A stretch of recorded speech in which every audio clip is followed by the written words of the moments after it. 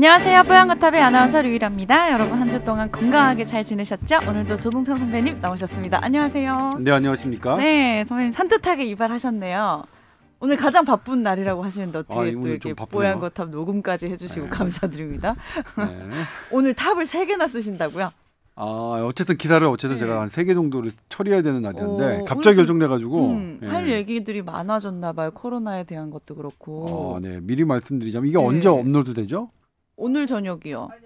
내일. 네. 그러면 이제 그럼 들으시는 날에 저녁에 이제 저희가 보도를 했는데 병상 대기 환자가 병상 대기하는 게 아니라 코로나를 확진받고 병상을 배정을 받지 못한 분들이 오늘 아침 0시 기준으로 1,027명이었어요. 아, 그래요? 많으셨네요. 네, 1,027명. 근데 우리가 지금 병상률이 높긴 해요. 한 80% 된다고 하더라도 100%는 아닌데 왜 미배정자가 1,000명이나 되죠? 하루 확진자 3,000명 정도에? 네. 이상하잖아요. 네. 근데 거기서 하루 이상 병상 배정을 못 받은 분들이 423명이에요. 그런데 오늘 방역당국 관계자는 입원 대기 환자가 423명 요 숫자만 밝혔어요. 그런데 다른 지자체 공무원들한테는 1,027명이라고 다 문자 보내고 그래요? 위기 상황이라고 해서 이상해요. 그래서 뭔가 이게 숨기는 건가요, 위기 상황을? 왜냐면 두 가지가 있어요. 저 같은 기자들이 더 정신을 차려야 돼요. 그냥 받아 쓰는 거가 너무나 익숙하고 그리고 우리 저 같은 복지부 출입 기자들이 너무 받아 쓰는 게 이미 많은 사람들한테 알려져 있어요. 그래서 복지부 기자단은 이렇게 하면 컨트롤한다, 잘한다. 그게 가장 좋은 게 뭐냐면 어려운 단어를 막 쓰는 거예요. 처음에 이제 mRNA 백신도 쉽게 안 해주고 mRNA 백신 딱 하면 이걸 전공 안 한 기자들이 자 mRNA가 뭡니까 이렇게 쫙 나오잖아요. 뭐 스파이크 단백질 이렇게 써주면 그거에 연연하느라고 지금 우리 백신이 mRNA 백신 뭐 스파이크 단백질의 항체를 만드는 이런 과정에 이런 일련의 백신의 공급과 이런 것들이 어떻게 됐는지 전반적인 흐름을 파악하지 못하고 막 넘어가게 되는 건데 이번에도 어쨌든 뭐냐면 오늘 그러니까 1월 18일 0시 기준 1,027명이 병상을 배정을 못 받았고 그중에 423명은 하루를 초과한 사람들이고 또 오늘 그중에서 열심히 병상 배정을 했겠죠. 근데 오늘도 확진자가 더 늘어나겠죠. 그러면 또 내일 아침에 병상 미배정자는 1,000명이 넘어갈 거로 예상이 돼요. 이런 상황에 대해서 이걸 어떻게 봐야 될 것인지 하나와 그러니까 병상을 대기하고 있다는 거는 어쨌든 좀 위중증 환자라는 얘기인 건가요? 그 부분도 사실은 질문이 들어가야 되는데 그러면 병상 대기 환자 중에 위중증 환자는 몇 명이냐 당연히 궁금하잖아요. 정부가 대답을 안 하고 있어요. 못 밝혔어요. 그래서 제가 취재를 했죠. 왜 그런가 봤더니 분류가 안 돼 있어요. 실은 물음이 뭐냐면 우리나라 병상이 아직 100%가 안 찼는데 왜 미배정이 하루에 1,000명씩 나느냐의 퀘스천 마크 1번. 그 다음에 오케이 좋아. 무슨 이유가 있는지 모르겠지만 그중에 위중증 환자 급한 환자는 몇 명이나 되나 이 질문이 있어야 되죠. 그 정부는 질문 답해야 되고 지금까지 한번 기사 보세요. 그런 기사가 나왔나. 없어요. 이 물음에 대한 버더시 뉴스를 저희가 어제 했던 거고요. 근데 보니까 여기서 저도 전혀 하지 못했던 문제가 나오는데 확진자가 나오면 제일 중요한 게 경증 환자, 중증 환자, 위중증 환자를 분류해야 돼요. 그래야 그리고 경증 환자는 조금 지연돼도 그렇게 큰 문제는 안 되죠.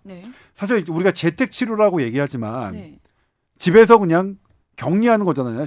생활치료센터에서 처방됐던 약 저희가 SBS 8시 뉴스를 통해서 공개해드린 적 있지만 콧물약, 두통약, 무슨 감기약이에요. 일반 감기약. 일반 의약품이 대부분이에요. 그러니까 생활치료센터에서 치료받는 거하고 집에서 치료받는 거하고 차이가 없습니다.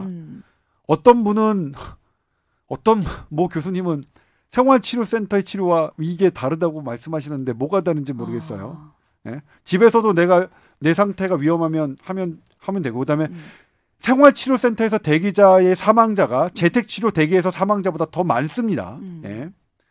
아무튼 제대로 사실관계는 파악하고 교수님들 좀 인터뷰 좀 해주셨으면 좋겠어요. 언론에. 전문가 집단의 이런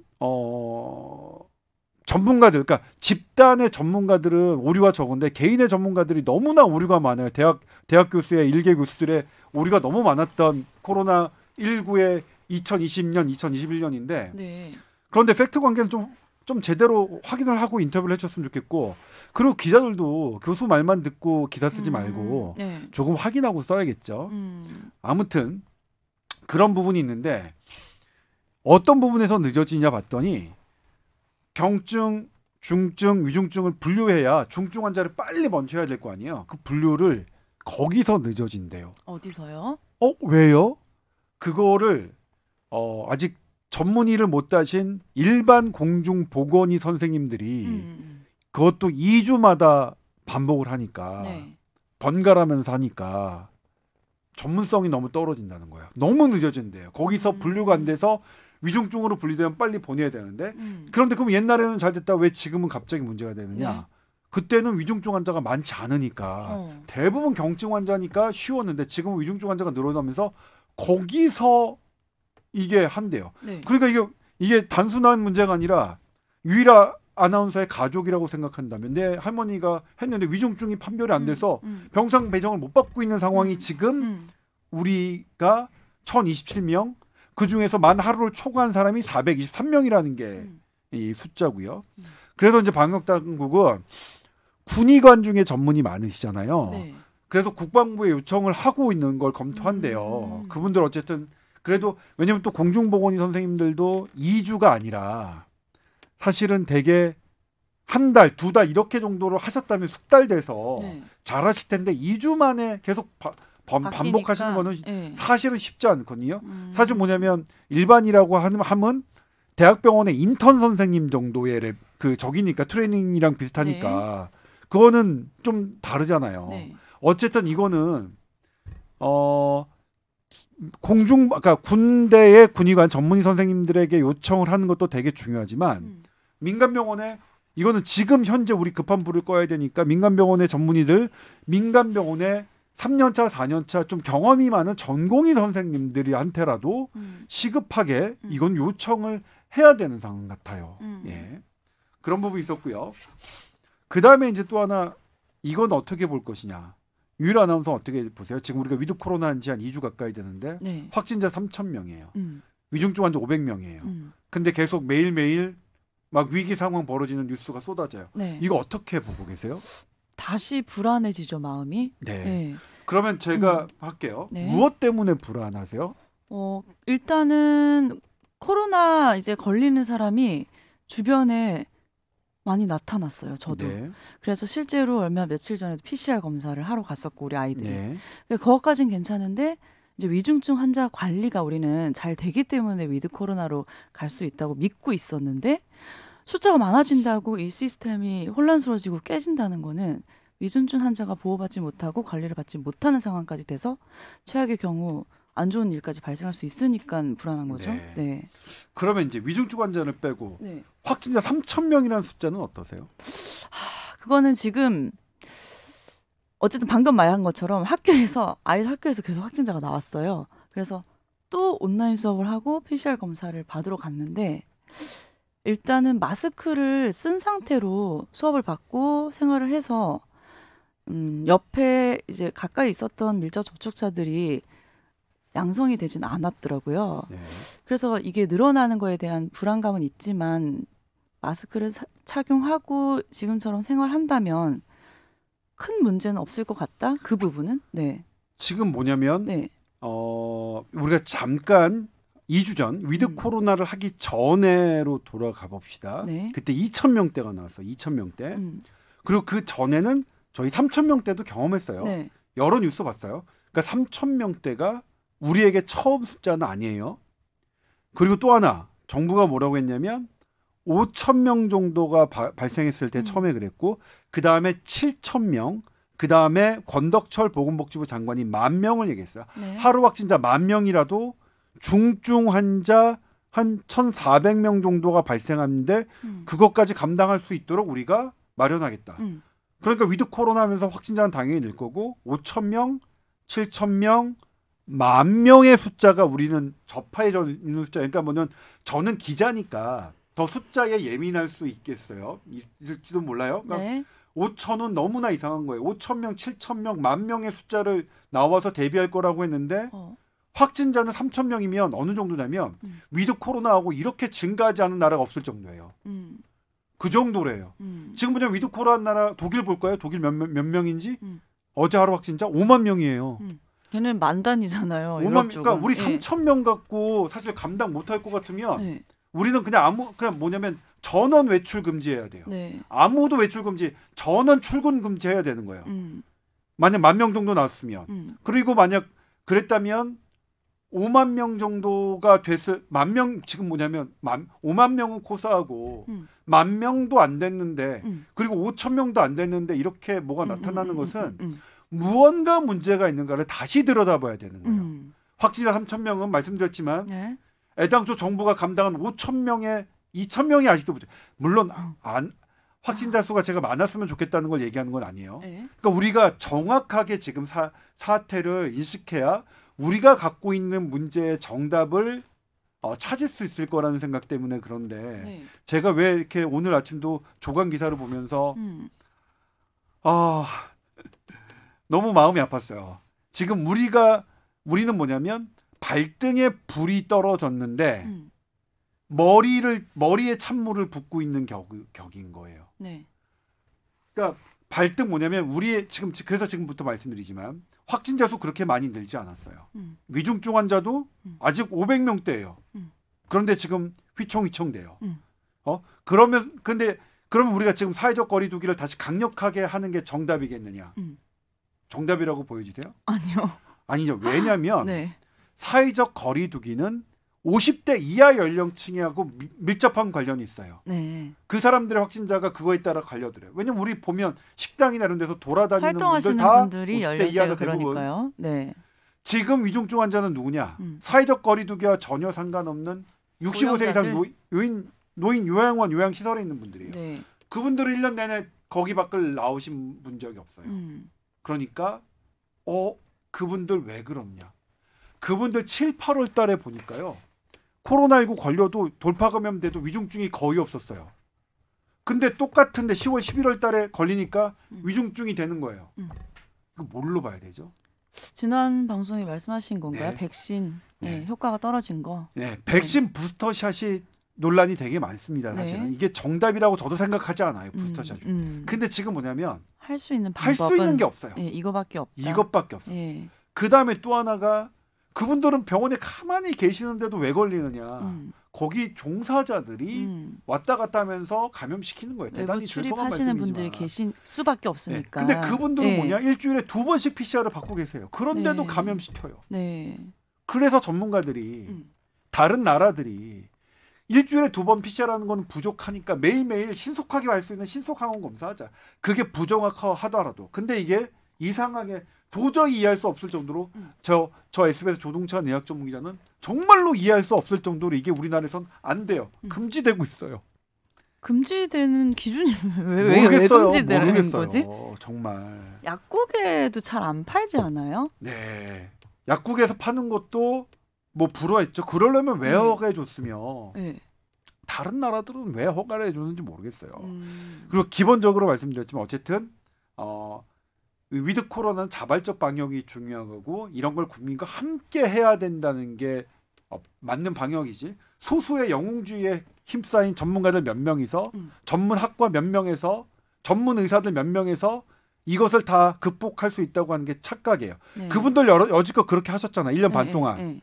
당신들 말 듣고 우리 국민들 다 했잖아요. 근데 당신들 때문에 백신 2번 맞으면 된다고 해서 안 했고 사회적 거리두기 이렇게 하면 된다고 해서 했는데 안 됐잖아요. 당신들 말 잘 들어서 우리 국민들 열심히 따라줬는데 안 됐잖아요. 그러면 당신들의 말만 당신들이 하라는 대로만 하면 안 된다는 것을 인정하고 우리 국민과 함께 갈 생각을 해야겠죠. 제발 그렇게 하자고요. 그런 의미에서 다시 이제 오늘의 문제로 그럼 왜 이 위중증 환자 500명 갖고 이렇게 벌써 휘청이느냐 봤더니 이게 재택 치료가 예상보다 떨어지기 때문이래요. 이해가 잘 안 되죠. 이게 뭔 소리냐? 뭔 소리예요? 위중증 환자가 지금 병상을 제대로 못 받고 있는 게 재택 치료 부족이라니? 저도 이해가 안 돼서 물어봤어요. 그게 무슨 말입니까?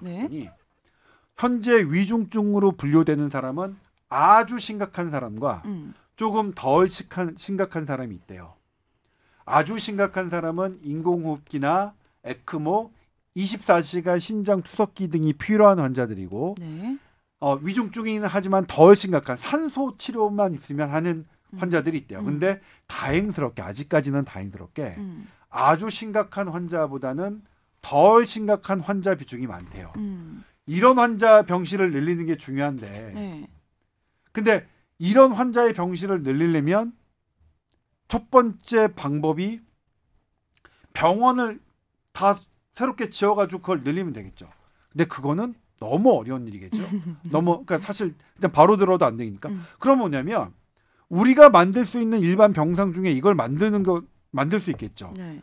근데 우리가 아주 위중한 환자, 인공호흡기 달고 에크모 달아야 되는 그 병상을 만들기는 어렵대요. 일반 병상에서 그 병상으로 전환시키기는. 그런데 일반 병상에서 이렇게 준중 환자, 덜 위급한 환자, 덜 위중한 환자의 병상, 산소 치료기를 설치할 수 있는 병상으로 만드는 건 쉽대요. 아, 그래요? 그런데 왜 못 만드냐? 네. 경증 환자들이 너무 병원으로만 입원한대요. 왜? 경증 환자들 재택 치료로 열어놨는데 재택 치료로 입원 안 하고 다 병원으로 입원하시니까. 그래서 경증 환자가 재택 치료로 안 가기 때문에 위중증 환자의 병상이 부족한 이유예요. 이제는 이해 가시나요? 네네네. 그래서 그럼 다른 나라는 어떻게 하고 있느냐 물어봤더니 싱가포르 얘기를 말씀하세요. 네. 그래서 이건 제가 직접 확인했습니다. 네. 싱가포르는 이런 문제가 똑같이 겪었어요. 똑같은가 봐요. 싱가포르도 코로나 환자가 늘면 위중증 환자가 느는데 그중에서 아주 위중증보다는 덜 위중증 환자, 산소 치료만 잘해주면 나을 수 있는 환자들이 많이 느는데 경증 환자들이 느니까 이 환자들을 갈 곳이 없는 거예요. 만들 수 있는 병상이 없는 거예요. 그래서 싱가포르는 아주 파격적으로 했어요. 보니까. 어떻게 했어요? 쫓아냈어요? 백신을 2번 맞은 80세 미만 환자는 무조건 재택 치료예요. 아. 백신을 2번 맞은 80대 미만 환자는. 네. 그리고 설령 35세 미만은 임신부라도 무조건 재택 치료. 어린이도 4세 이상은 다 재택 치료. 그래서 싱가포르는 코로나 확진자의 70%가 재택, 집에 있어요. 우리나라는 다 병원에 있고.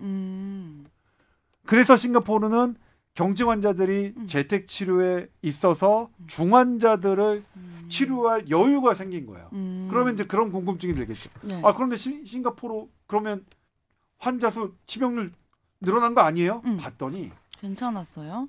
싱가포르가 왜 그러면 재택 치료를 늘었냐? 네. 사망자가 이렇게 급증하고 있었어요. 그러니까 0.2% 1000명 100만 명당 0.2명 정도로 이렇게 급증하고 있다가 안 되겠는 거야. 안 되겠어서 안 되겠다 해서 그 강력하게 재택 치료를 강력하게 늘린 거예요. 강제로. 예. 네? 그랬더니 그게 잡히고 하향세로 잡혔어요. 어쨌든 올라가던 게. 네? 오히려 불안한 제도가 그러니까 아닌 싱가포르는 거네요. 뭐냐면 재택 치료를 확대해서 강제적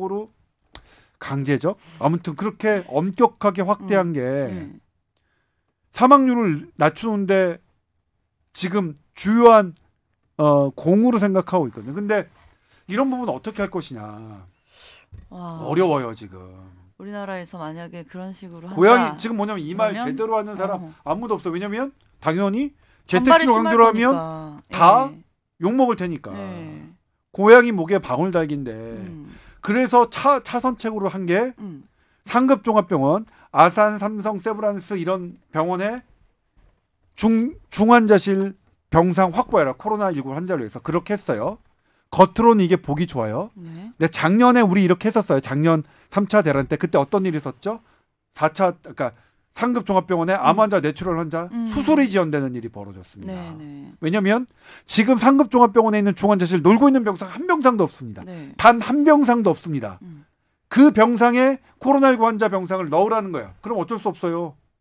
뇌출혈 환자, 심장병 환자, 암 환자, 중환자실 글로 배정할 수밖에 없고 당연히 뇌졸중 환자, 중환자실 가입 환자들 지연될 수밖에 없어요. 그러면 우리 작년에도 그랬던 것처럼 코로나 환자의 사망자는 최저지만 비코로나 사망자는 늘어날 수밖에 없는 거예요. 이거를 그래서 솔직하게 얘기를 해야 될 것 같아요. 우리 지금 다들 싫어요. 저도 뭐냐면 그 용기 내서 말할 수 있는 분이 계실까요? 그럼 어쩔 수 없죠. 네. 그러면 이제 용기 내서 말하기 어렵다면, 그러니까 저도 뭐냐면 더 이상 이거를 이 불편한 짓을 계속 얘기하는 게 너무나 저도 힘들어서 저도 그냥 가만히 있을까도 생각해봤어요. 그러면 우리 회사에서 주변에서도 뇌졸중 환자, 암 환자들이 작년에 제가 정말로 많이 전화 받았던 게 바로 그 부분이거든요. 네. 안 받아도 갑자기 수술이 연기됐다. 갑자기 치료 연기됐다. 그럼 우리 그거를 감당해야 되는 거예요. 누가 이런 얘기를 할까, 어떻게 할까를 한다면, 그러니까 우리가 재택 치료를 우리 아예 안 해, 몰라, 재택 치료 안 하고 병원을 갈 거야 하면 우리 가족들이 그런 병에 걸려서 왜냐면 우리가 코로나 걸렸다 암 발생이 줄어들지 않거든요. 네네네. 코로나 걸려가지고 뇌졸중, 심장병이 줄어들었다는 보고 한 개도 없거든요. 네. 그런 불편한 이 모든 것들을 이제는 우리가 포괄적으로 생각해 봐야 되는 시점이 됐다. 지금은 뭐 이렇게 이거를 불편한 얘기 하지 말자. 뭐 이렇게 할 상황은 좀 아닌 것 같다는 생각이 드는데 아무튼 그렇습니다. 지금. 예. 이제 정리를 그러면은 누군가는 이 상황을 받아들이고 계산을 해서 쳐낼 건 쳐내고 받아들일 건 받아들이고 정리를 해야 되는데 그게 지금 전혀 진행이 안 되고 있다는 거네요. 일단은 저는 저 나름대로는 보도는 하는데 이거 솔직히 말씀드리면 저한테 강하게 부탁을 해요. 세게 좀 해달라고. 그랬고 이걸 왜 내가 하냐 그랬어요. 저는. 단체가 의료계 단체가 하든가 아니면 정부가 사실 해줘야지. 근데 정부도 끌어온 거예요. 재택 치료를 이렇게 막 국민 저항이. 그러니까 국민들이 안 하는 데는 안 하는 이유가 있거든요. 불안하고. 그다음에 재택 치료가 너무 불편해요. 뭐가 불편하냐? 동거 가족들이 다 동시에 자가격리를 해야 되는 거니까. 맞아. 모든 생활이 안 되니까.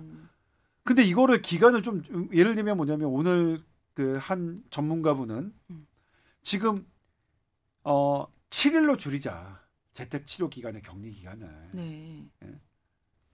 왜냐면 그 이후에는 감염 확률이 다 떨어지는 거 넌 다 알고 있으니까. 우리가 맥시멈에 맞춰서 안전하게 가는 게 그래서 10일 했는데 지금 우리가 안전하게 갈 상황이냐 지금. 그걸로. 위중증 환자 500명에 지금 병상 배정, 미배정이 하루에 1000명, 하루 지난 사람이 400명 정도에 지금 우리가 지금 아까 말씀드렸지만 숫자 3000명은 우리가 경험했는데 위중증 환자 500명은 처음 경험해 본 거긴 해요. 그러니까 사실 나는 우리 국민들이 3000명이라는 숫자에는 안 놀래고 위중증 500명이라는 숫자에는 놀라실 거라 생각했는데 다 이제 그래도 기사들이 막 공포 위주로 쓰니까 3000명에도 놀라신 것 같아요. 근데 엄밀하게 하면 3000명이라는 숫자는 예상보다 적은 거고 위중증 500명이라는 숫자는 예상보다 많은 거예요. 늘어난 거고요. 그럼 지금 듣고 보면 뭐 싱가포르처럼 파격적으로 하는 방향이 너무 힘들고 어렵다면 어떤 재택 일수를 줄인다든지 이런 식의 조금 다른 방법으로도 해결을 할 수 있는 걸 고민해 봐야겠네요. 네, 저는 그래서 싱가포르처럼 80세 미만으로 백신 접종 완료자가 재택 치료하는 것은 저는 그거는 그러니까 재택 치료가 70%처럼 넘죠. 우리는 70%까지 안 가고 한 20-30% 정도만 되더라도 되니까 봐서는 40대의 건강한 백신 접종 완료자는 그 정도로. 네, 그 정도로 40대 이하, 50대 미만. 근데 그걸로 부족하다면 50대까지. 아니 근데 50대까지는 사실은 조금 코로나 걸리시면 위험하니까 40대만이라도 조금 더 강화하는 재택 치료를 하는. 그다음에 이제 또 하나는 뭐냐면 지금 병원 입원 치료가 사실 다 무료잖아요. 무료는 개인 부담이 없는 겁니다. 제가 이제 여기서 되게 우리 계속 설명하지만 무료는 없습니다. 다 우리가 낸 건강보험금, 우리가 낸 세금으로 다 쓰이고 나중에 그게 고갈되면 또 쓸 겁니다. 그리고 여러분들 지금 진행되고 있지만 희소병 환자들의 보험 적용, 항암 환자들의 보험 적용이 지금 다 하나씩 안 되고 있습니다. 왜? 코로나에 지금 돈을 쓰고 있기 때문에. 우리의 돈은 무한정하지 않습니다. 예? 예전에도 그렇지만 고혈압 환자의 보험 적용을 되던 해에 골다공증 보험이 취소됐습니다. 왜냐하면 우리가 낸 보험금은 일정하고 무언가를 더 쓰면 다른 데는 덜 쓸 수밖에 없습니다. 그러니까 간암 환자한테 약을 적용하면 콩팥 환자한테 적용을 못하고 이런 일이 생긴 겁니다. 근데 보도는 무조건 간암 환자 보험 적용만 보도가 보여지니까. 되니까요. 지금 우리 코로나 환자 입원 환자의 이것만 보험 적용 그다음에 본인이 부담을 안 하는 것만 보도가 되지 다른 지금 저한테 오는 희소병 환자들의 약이 보험이 딱 끝나고 암 환자들의 이게 보험이 딱 끝나고 하는 것들은 보도가 안 되고 있죠. 그렇네요. 네. 네. 근데 당연하죠. 근데 생각해 보면 너무 당연한 일입니다. 건데. 이게 우리가 무한정인 돈은 없습니다. 네. 다 우리의 돈이죠. 예. 지금 위드 코로나 이제 시작한 지 꽤 지났다면 지난 건데 이런 새로운 문제들이 생기는 거가 참 불안한 마음을 만들 수 있거든요. 좀 빨리 신속하게 어떤 대응을 할 수 있는 방안을 항상 좀 마련을 해야 되지 않나 걱정이 많이 됩니다. 그리고 또 지난 방송에 대해서 또 댓글이 달려 있는데 이거 궁금해하실 것 같아서 하나 소개를 해드릴게요. 신속 항원 검사하고 PCR 검사에 대해서 다뤄주셨으면 좋겠습니다 하면서 사실 선배님 잠깐 지금도 말씀하셨는데 바이러스가 들어와서 언제부터 전파력이 생기고 언제부터 검사에서 검출되는 건지 코로나 초기 때부터 제일 이게 궁금해 하셨대요. 근데 자꾸 바뀌는 것이 아닌가 해서 안타깝고 깝깝합니다. 조 기자님 목소리가 떠오른대요. 신속 항원 검사로는 안 돼요 제발 했던 거 방송 들으셨던 것 같은데. 네. 예. 맞아요. 이게 이제 언제 시점이냐면 제가 신속 항원 검사에 대해서 다시 업데이트된 게 작년에 12월이거든요. 네. 작년 12월에 신종감염병 중앙임상위원회가 국립중앙의료원에서 했던 토론회에서 이분들이 저를 설득시켜서 데이터를 부셔서 그래서 근데 그 이전에는 대한진단검사의학과에서 신속 항원 검사는 안 된다고 자료를 저한테 보내주셔서 주무부서가 대한진단검사의학회거든요. 네. 대한진단검사의학회의 입장에 따라 신속 항원 검사는 안 된다고 저는 보도했습니다. 그런데 작년 12월에 바뀌었어요. 그 토론회에는 대한진단검사의학회의 교수님도 계셨지만 그 그러니까 신종감염병 중앙임상위원회 교수님도 계셨어요. 두 분들이 디베이트하는 자료를 저에게 각각 보내주셨는데 네. 어느 게 더 근거 있었느냐? 제가 그동안 보도해왔던 대한진단검사의학회가 교수님이 제시하신 근거보다 신종감염병 중앙임상위원회가 제시하신 근거가 더 맞아서 그 다음부터 제가 변경하기 시작했습니다. 네. 시점이. 네. 그러니까 제가 신속 항원 검사로는 안 돼요 제발 하는 것은 대한진단검사의학회의 입장을 저는 그게 뭐냐면 그게 더 주무과였거든요. 그래서 네. 했었던 거고. 그 다음에 최근에는 지금 말씀하신 신속 항원 검사하고 PCR에 대한 최근은 어떻게 돼 있느냐? 제가 했어요? 언제 네. 보도했냐면 2021년 11월 11일 단독 현행 PCR로는 하루만 감염 차단. 신속검사 활용해야라는 보도로 했습니다. 단독자 달고 했으니까 요 보도 보시면 되겠고요. 지금 말씀드리면 델타 변이로 이게 더 바뀌고 있는데 델타 변이로 현행 PCR로 델타 변이는 뭐냐면 증상이 생긴 마이너스 3일부터 증상이 발현된 5일까지 8일 동안 전파력이 있어요. 제일 센 게. 네. 네. 아니 제일 센 게 아니라요. 8일 동안 남을 전파실 수 있다고. 내가 감염되면 네네. 내가 일단 노출이 돼요. 그러면 증상이 있는 날로 구분돼야 되는 증상이 생기기 마이너스 3일 그다음에 플러스 5일 네. 8일 동안 다른 사람을 전파를 해요. 전파시킬 수 있다. 네. 네. 그러니까 격리는 뭐냐면 마이너스 3부터 5일까지 8일간 격리시키는 게 제일 좋겠죠. 네. 근데 마이너스 3일은 우리가 알 수가 없죠. 증상이 네. 무증상일 때는 우리가 알 수가 없죠.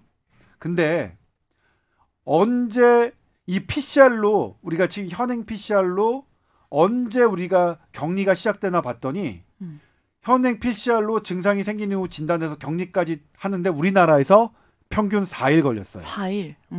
그러면 마이너스 3일 커버 못하죠. 플러스 5일 중에 플러스 4를 커버 못하죠. 그럼 하루만 커버. 딱 하루만 커버죠. 그래서 제 제목이 현행 PCR로는 하루만 감염 차단. 이렇습니다. 그래서 이분들의 대안이 신속 항원 검사를 해야 된다. 매일매일. 네. 특히 어느 분들 요양병원에 가시는 분들.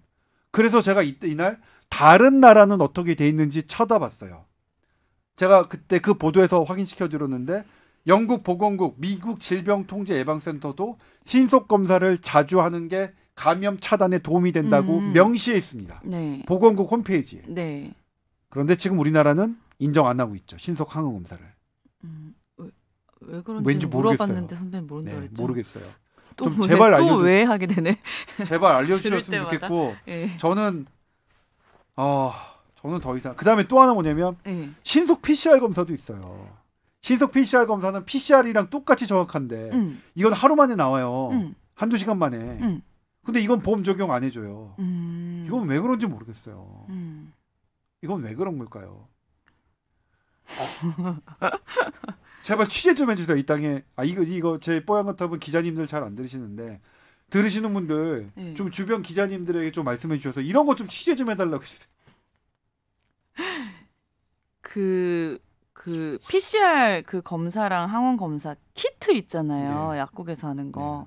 그런 건 정확도가 어느 정도 되나요? 일단 정확도는 떨어져. 1회 정도는. 근데 이제 뭐냐면 일단은 거기 키트 중에서도 신속 항체 검사는 정확도가 그것도 디베이트가 좀 되게 많은데 일단 그거는 정확도가 떨어진다는 의견이 더 많아요. 근데 그럼에도 불구하고 그게 키트로 허가가 나왔으면 허가를 식약처 허가를 통과한 근거는 있겠죠. 그러니까 저는 진짜 웃긴 게 아니 그런 거를 왜 허가를 해줘서 헷갈리게 만드냐고요. 허가를 해줄 거면 그 정도 사용하게 해주고 사용할 정도가 아니면 허가를 해주지 말든가. 왜 국민들을 헷갈리게 하는지 모르겠어요. 저는 그래서 진짜 이제는 아무도 못 믿겠어요. 저는 어떤 기업과 유착된 학회와 이런 관련된 그래서 어떤 단체들이 얘기하는 것들을 제가 제 손으로 저한테 근거 자료를 다 줘서 제가 직접 확인하기 전까지는 이제는 못 믿겠어요. 지금은 저는 뭐냐면 특히 이 검사 장비와 관련된 거는 어떠한 전문가라도 전문가 단체로 저는 근거 달라고 해요. 저 근거 주세요. 이제는 하는 말만 못 믿겠어요. 예를 들면 신속 검사가 우리나라 4차 대유행이라고 진단검사의학과 소속의 교수님이 방송에서 막 말씀하셨거든요. 근거 달라고 했어요. 근거 못 주시더라고요. 이제는 어떤 전문가라고 상관없이 이 검사와 관련된 거는 제가 이제 사람을 못 믿겠어요. 정말. 제가 지금 보도했던 이 분들을 저한테 다 근거를 주셔서 제가 이분들의 인터뷰를 실은 겁니다. 아무튼 이 부분은 신속 항원 검사 왜 이렇게 제가 옛날에는 안 돼요. 신속 항원 검사로 망해요 했던 거는 제가 분명히 출처 말씀드렸습니다. 당시 대한진단검사의학과의 방침이 그랬고 우리 대한의학회에서는 주무부서가 대한진단검사의학회니까 거기다 물어봤다고 했는데 나중에 그게 충돌했습니다. 신종감염병 중앙임상위원회와 서울대병원의 오명종 교수 그다음에 방지환 교수 주영수 교수님과 충돌했길래 각각 근거를 달라고 했고 신종감염병 중앙임상위원회에서 주신 근거가 제가 보기엔 더 타당해서 이때부터 제가 바꾸기 시작했는데 사실은 그동안 코로나19가 너무 해서 이 진단 키트 갖고는 제가 보도를 안 했던 건 사실이에요. 제가 최근에 이제 본격적으로 보도를 했던 거고요. 그렇습니다. 누가 돈 벌라고 이렇게 한쪽을 막고 있나 뭐 이런 쉽게 말해서 정말 그런 생각밖에 안 들죠. 의심 들어요. 알겠습니다. 제가 조금만 젊었어도 파고되는 건데. 몸살이세요 선배님? 아무튼 지금 뭐냐면 알겠습니다. 들으시는 분들이 일단 가족분들 부스터도 어떻게 하느냐. 저도 저희 어머님 당장 해당되는 건데 저희 어머니 친구들한테 부스터샷 맞으라고 말씀드려야죠. 지금 말씀드리고 있습니다. 저도. 그래서 조금 이제 희망적인 건 치료제 나오면 백신 맞은 기간이 좀 이제 지나도 그때 치료제 약을 먹어서 중증으로 가지 않을 수 있겠죠? 안 될까? 그래서, 아니 근데 저희가 우리 다시 따져보면 그 옛날에 무슨 치료제 나오면 정부들과 항체 치료제 나오면 끝난다 했었죠. 우리나라의 교통방송의 아침 프로그램 제일 저기 하는 친여 성향의 친진보 성향의 그 진행자가 진행하는데 그 대표가 나와서 얘기했단 말이에요. 근데 뭐 아니었죠. 그다음에 백신 2번만 맞으면 무조건 다 끝난다라고 생각했었죠. 또 아니었죠. 근데 지금 또 이 먹는 치료제가 나오면 게임 체인저라고 해요. 네. 저는 일단 먹는 치료제가 게임 체인저라고 안 보고 있고요. 설령 제가 보고 있다 하더라도 그게 맞겠네요, 진짜. 보고 있다고 하더라도 그렇게 말씀은 더 이상 못 드리겠어요. 양치기 소년도 제가 4-5번 했으면 좋죠. 더 이상 양치기 소년 어떻게 합니까? 제발. 갑자기 그리고 그 생각난다. 우리 말씀드리지만 부작용 폭넓게 좀 보상해 주세요. 제발. 어차피 우리가 파이자 모더나가 인과관계 인증된다 하더라도 걔네한테 돈 못 받거든요. 안 준다고 그랬어요. 부작용에 관해서는 절대 보상 안 한다고 우리만 그렇게 계약한 거 아니야. 그러면 어차피 우리 세금 쓰는 거거든요. 그러니까 그야말로 좀 무료로 해주자고요. 부작용 보상. 보험 적용 혜택 해주자고 무료로 해주자고요. 제발 좀. 너무 지금 힘들어하셔서 그런 분들 계속 청와대에 하소연하는 거니까 하소연하는 걸 보잖아요. 저도 백신 같아요. 그런 경우는 이걸 뭐 아니라고 뭘 어떻게 하겠어요. 예? 근데 인과관계 따지는 건 좀 냉정하게 하더라도 일단 보상은 좀 폭넓게 해주자고요. 그러니까 이게 다른 질환으로 사망하신 게 아니면 그게 아니면 그냥 좀 보상해주면 안 될까요? 그래야 백신 부스터샷 좀 맞으시라 이런 얘기도 좀 힘차게 하죠. 예. 그렇습니다.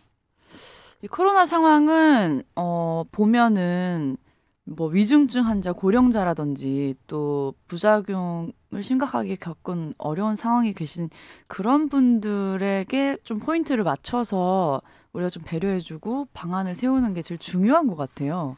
일반 이렇게 건강한 사람들은 그나마 큰 피해를 안 봐도 되니까. 네, 그렇습니다. 그렇네요. 그래서 지금 뭐냐면 돈을 어디다 써야 되느냐. 오히려 백신 부작용 피해자들에게 쓰고 코로나에 걸린 사람 만약 조동찬이 걸렸다 그럼 조동찬이 주인은 했겠지만 어쨌든 걸린 거면 그 치료비는 조동찬이 감당하도록 하자.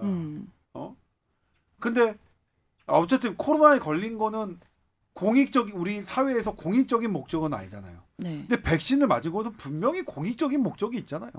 그러면 어디다가 돈을 줘야 되느냐. 코로나에 걸린 조동찬은 제가 걸리진 않았습니다만 그냥 다른 분들을 하기에 좀 너무 죄송해서 저를 그냥 예로 드는 겁니다.